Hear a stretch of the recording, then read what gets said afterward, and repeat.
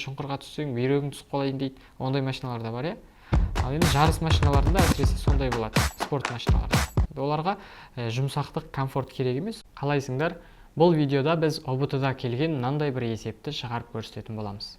Енді бұл есепте бірнеше нұсқалары дұрыс болады екен, яғни жауап нұсқалары өте көп. Енді есепті шығарып бастайық. Серіппеге ілінген жүк 1 минут ішінде 30 тербеліс жасады дейді. Яғни Т тең 1 минут ішінде 30 тербеліс жасады, яғни N тең 30 тербеліс жасады. Егер серіппенің қатаңдығы 10 ньютон бөлінген метр болса, онда жүктің массасы қанша килограмм болды дейді. Енді мынандай қарапайым есеп. Енді бұл есепті шығарудың екі түрі бар, яғни мыжып шығару немесе тез-тез шығару. Тез-тез шығару дұрыс емес енді әрине, бірақ уақыт жағынан үнемдейміз. Бұл видеода мен екі түрлі шығарып көрсететін боламын. Яғни бір рет мыжайым, бір рет жай тез-тез шығара салатын боламын. Ал енді біз тез-тез шығарып бастайық. Периодтың формуласы Т тең 2 пи М бөлінген К деп шығара салуға болады. МК. Енді Counter-Strike ойнайтындар оңай жаттап болады деп ойлаймын. М бөлінген К. Енді период дегеніміз не? Яғни бір тербелуге қанша уақыт кетті, соны көрсетеді. Оның формуласы енді қарапайым. Т уақытты тербеліс санына бөле саламыз. Т енді мына жерде 1 минут, ол 60 секунд деген сөз. 60 секундты 30-ға бөле салсақ 2 секунд шығады. Яғни периодымыз 2 секунд болды. Енді ол 2 секундты алып, мынаның орнына қоя саламыз 2-ні. Сонда 2 тең 2 пи түбір асты М бөлінген К, МК. Енді 2 мен 2-ні қысқарта саламыз. Сонда 1 тең пи түбір асты МК қалды. Енді мына жерде түбір астан шығаруымыз керек қой біз. Сол үшін 2 теңдеудің екі жағында квадраттай салайық. 1-дің квадраты 1 тең пи квадрат М бөлінген К болды. Енді пи квадрат дегеніміз ол есептің берілгенде көрсетіп қойған, 10 мен аласаңдар дейді жуықтап. Ал енді сонда 1 тең 10 М бөлінген К деген теңдеу шықты. Енді мына жерде К-ны да орнына қоя салайық. 1 тең 10 М бөлінген К дегеніміз қанша берілгенде 10 деп тұр, Енді 10-ды қоя салайық. Сол кезде 10 мен 10 кетті. М тең 1 деген қалды ғой сонда. М тең 1 килограмм болған екен. Есептің жауабы осылай шығып кете салды. Ал енді осы есепті мыжып шығарып көрейік. Серіппеге ілінген жүк дейді. Яғни бірінші біз серіппені салып алайық. Серіппеміз мынандай жерге бекітілген. Серіппеміздің суреті бір массасы М дене бекітілген. Бұл тыныштық күйде тұрған кезде бір осындай қалыпты тұра береді, осындай деңгейде тұрды. Бұны тартып тұрып жібере салсақ, немесе мыжып тұрып, сығып тұрып жібере салатын болсақ, бұл тербеліп бастайды.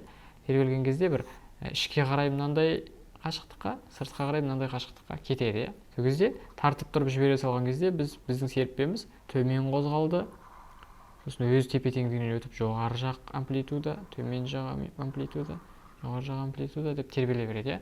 Енді серіппенің барынша ең максимал қашықтыққа созылуы ол енді амплитуда деп айтамыз, амплитуда мен белгіленеді. Яғни бұл да өлшем бірлігі сантиметр немесе метрмен өлшене береді. Енді мына жерде не үшін толқын қылып салып жатырмын? Енді ол жоғары төмен қозғалды деп мен бір орында сызып тұра беретін болсам, не шығатыны түсінікті, Енді мына жердегі 1 минут дегеніміз осы мына серіппемізді тартып тұрып жібере салған кезде ол тербеліп, мысалы басында былай тербеліп барды да, ақырындап тербелісі азайып тоқтады. Соған дейін қанша уақыт кетті, соны көрсетіп тұр 1 минут деген. Ал енді 30 тербеліс жасады дегеніміз сөз, ол 30 рет өтіп шықты мына жерден.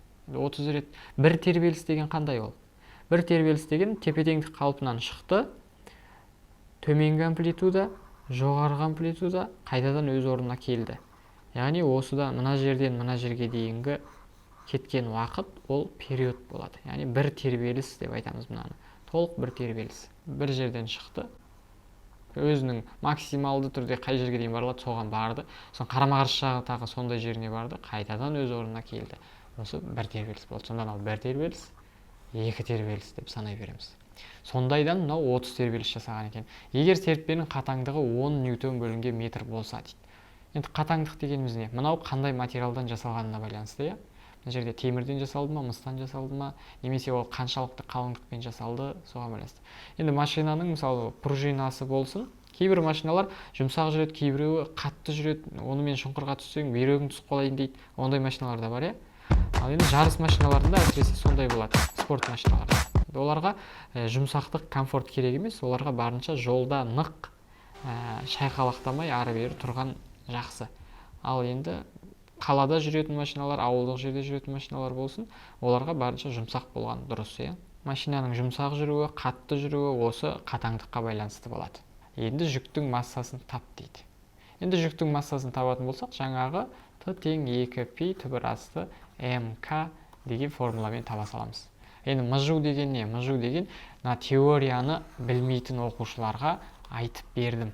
Яғни бұдан да терең мыжып, мына формуланың қайдан шыққанын есептеп шығуға болады. Бірақ біз оған уақыт құртамыз ба, құртпаймыз ба, оны өздеріңіз таңдайтын боласыздар. Осы біздің ұбт-ға дайындықта қалай дайындалуларыңыз келеді. Яғни бірінші нұсқа ол тез, екіншісі ол мыжу, иә. Яғни өздеріңіз таңдайсыздар. Қайсымен дайындалғыңыз келеді, сонымен дайындаласыздар. Біз сол туралы видео түсіретін боламыз. Ал енді осымен сабағымыз аяқталды. Келесі сабақта кездескенше